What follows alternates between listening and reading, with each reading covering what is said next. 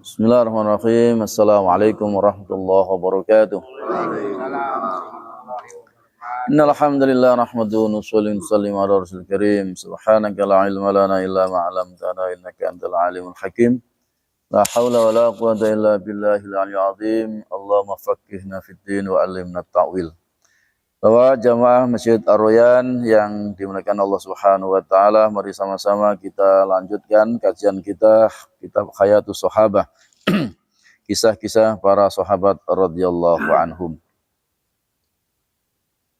Nabi SAW mengajarkan kepada Zubair bin Mut'im radhiyallahu anhu agar membaca 5 surat terakhir Al-Quran. Nabi mengajarkan kepada Zubair bin Mut'im radhiyallahu anhu agar membaca 5 surat terakhir daripada Al-Quran. Abu Ya'la meriwayatkan sanadnya dari Zubair bin Mut'im radhiyallahu anhu, ia berkata, Rasulullah SAW pernah bersabda kepadaku, "Wahai Zubair, apakah kamu ingin menjadi orang yang paling bagus penampilannya di antara kawan-kawanmu dan paling banyak bekalnya di antara mereka? Bila kamu sedang keluar dari perjalanan, kamu pun berkata, tentu. Aku pun berkata, tentu saya rela mengorbankan ayah dan ibuku demi engkau." Beliau bersabda, jika demikian, bacalah kelima surat ini. Yang pertama adalah Qul ya ayyuhal kafirun. Yang kedua, Idza jaa nasrullahi wal fath. Yang ketiga, Qul huwallahu ahad. Keempat, Qul a'udzu birabbil falaq. Yang kelima, Qul a'udzu birabbin nas. Ya. Awalilah setiap surat dengan bismillahirrahmanirrahim. Setiap baca surat, baca bismillah. Dan tutuplah seluruh bacaanmu itu dengan bismillahirrahmanirrahim. Zubair berkata, aku ini orang kaya yang banyak harta. Namun dulu jika aku keluar dalam suatu perjalanan, aku selalu menjadi orang yang paling sederhana penampilannya dan paling sedikit bekalnya di antara semua orang. Kemudian sejak Rasulullah SAW mengajariku amalan 5 surat tersebut, dan aku pun membaca amalan itu, aku menjadi orang yang paling baik penampilannya dan paling banyak bekalnya di antara semua orang.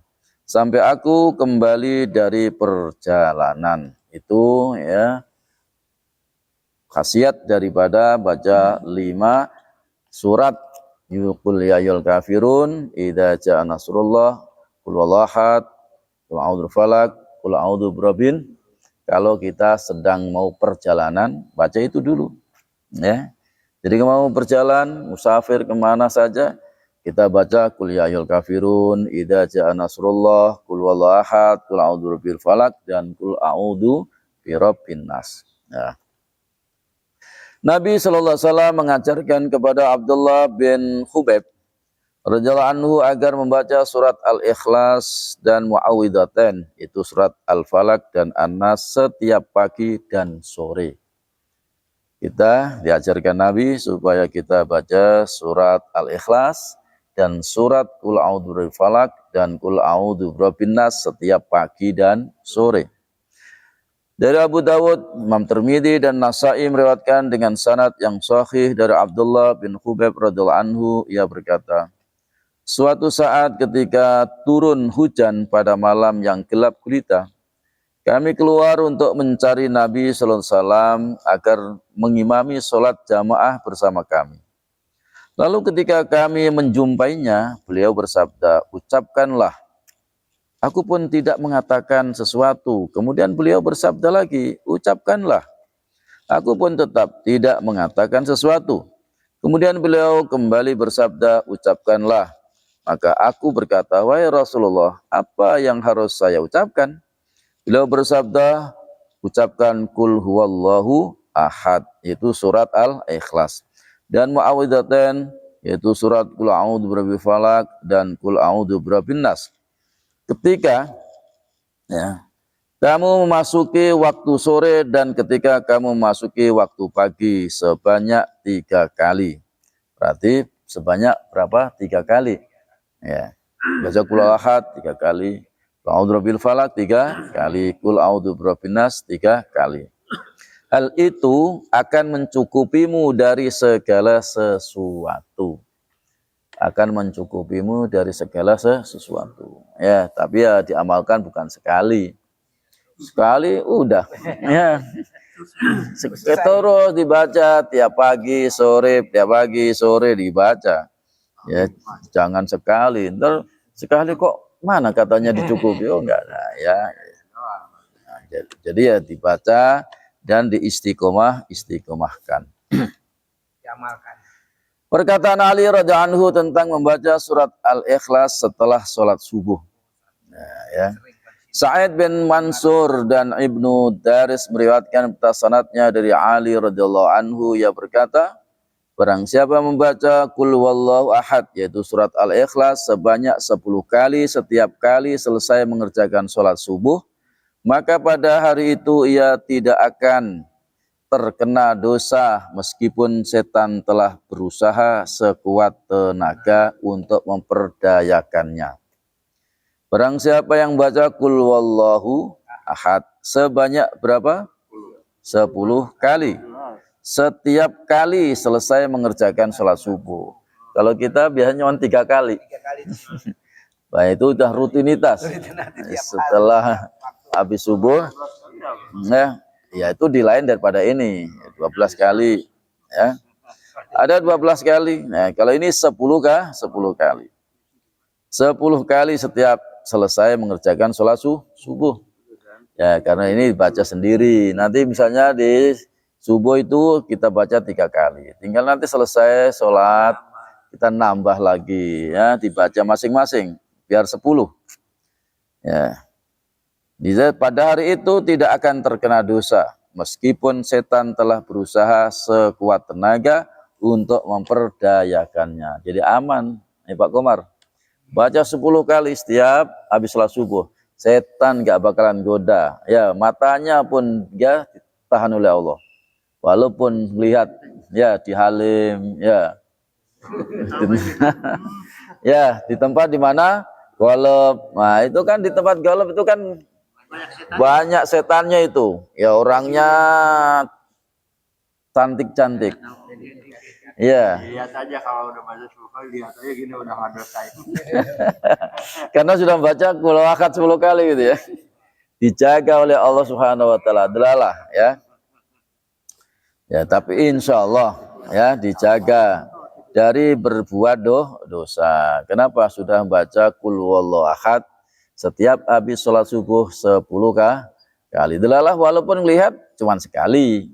Kan lihat sekali itu kan dia enggak dosa. Yang dosa itu kan dipelototin terus. Nah, ini. Nah, ya.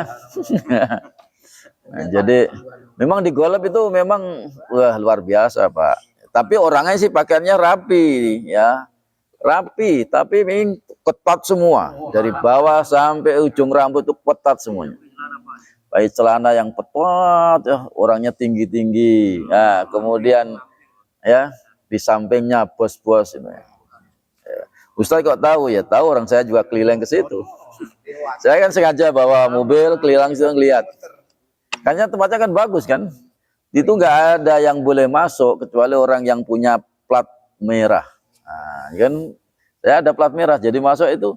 Tapi kan orang yang jaga itu kan tengok-tengok di siapa itu orang. Kan nggak ada, kan asing. Terus mobil yang paling jelek itu punya saya. Kalau masuk ke situ nggak ada yang namanya mobil jelek, semua itu bagus-bagus semua.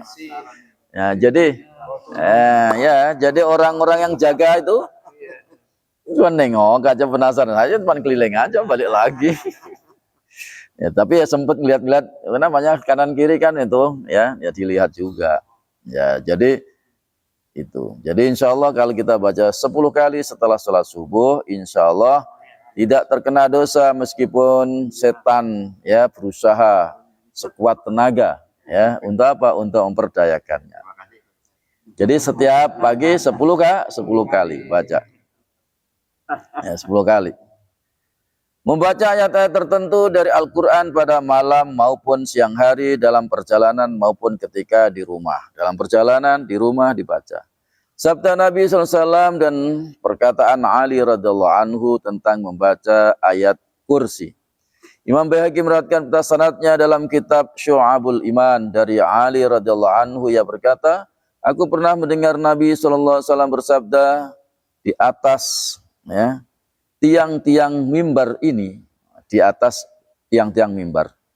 Barang siapa membaca ayat kursi setiap hari selesai sholat wajib, setelah sholat wajib berarti duhur, asar, maghrib, isya, subuh, setelah sholat wajib, tidak ada yang menghalanginya untuk masuk surga selain kematian. Ya.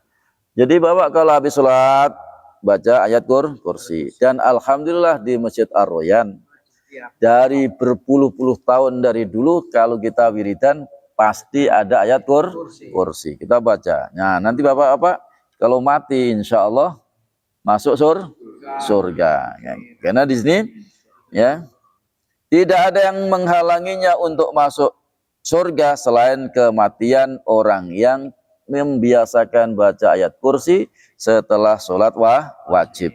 Nah, baca ya. Dan barang siapa membacanya ketika hendak tidur, kalau mau tidur, baca ayat kursi.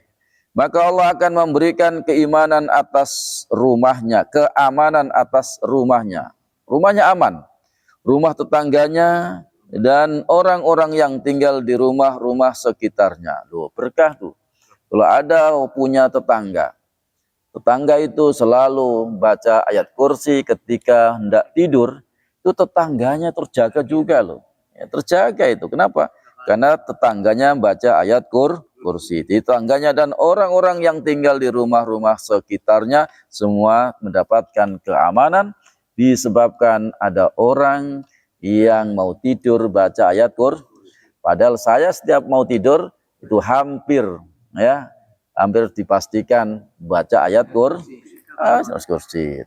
3 kali lebih bagus ya. Kalau sekali untuk di rumah kita aman, 2 kali untuk tangga kita. Nah, kalau 3 kali untuk sekomplek, insya Allah aman. Tapi bukan berarti wah kalau gitu udah dah dibacain Ustadz aja saya nggak baca, ya enggak, bacalah ya, udah aman. Baca. Abu Ubaid dalam kitab Fadailnya, Ibnu Abi Syaibah, At-Tarimi dan yang lainnya meriwayatkan sanadnya dari Ali radhiyallahu an, ia berkata, dalam pandanganku seseorang yang lahir sebagai muslim atau mempunyai pikiran yang cerdas tidak akan melewati waktu malam tanpa membaca ayat kursi. Nah, apa itu ayat kursi?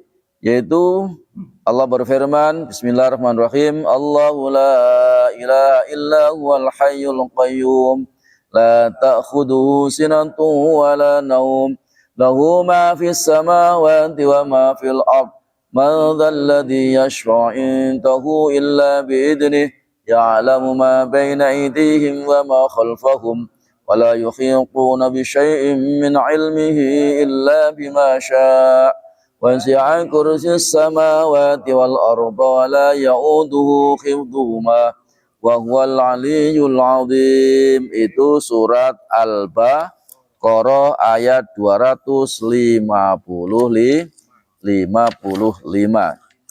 ya. Jadi 255. Yang artinya Allah, tidak ada Tuhan yang berhak disembah melainkan Dia yang hidup kekal lagi terus menerus mengurus makhluknya, tidak mengantuk dan tidak tidur. Kalau Allah ngantuk bagaimana bisa ambruk semua ini di dunia, apalagi tidur. Jadi Allah ini tidak mengantuk dan tidak tidur. Kepunyaannya apa yang di langit dan di bumi. Tidak ada yang dapat memberi syafaat di sisi Allah tanpa izinnya. Allah mengetahui apa-apa yang di hadapan mereka dan di belakang mereka. Dan mereka tidak mengetahui apa-apa dari ilmu Allah, melainkan apa yang dikehendakinya. Kursi Allah meliputi langit dan bumi. Dan Allah tidak merasa berat memelihara keduanya. Dan Allah maha tinggi lagi maha besar. Maka harus setiap malam orang yang punya akal, nah ya tidak akan melewatkan membaca ayat suruh kita baca ayat kursi, anak-anak kita ketika mau tidur, keluarga kita ingatkan ya kalau mau tidur baca ayat kursi. Wallahu a'lam bis. Mudah-mudahan apa yang kita pelajari, mudah-mudahan kita bisa mengamalkan. Kita tutup dengan doa ifrat majelis. Subhanallah hamdihi. Alhamdulillah, asyhadu an la ilaha illa anta astaghfiruka wa atubu ilaik. Assalamualaikum warahmatullahi wabarakatuh.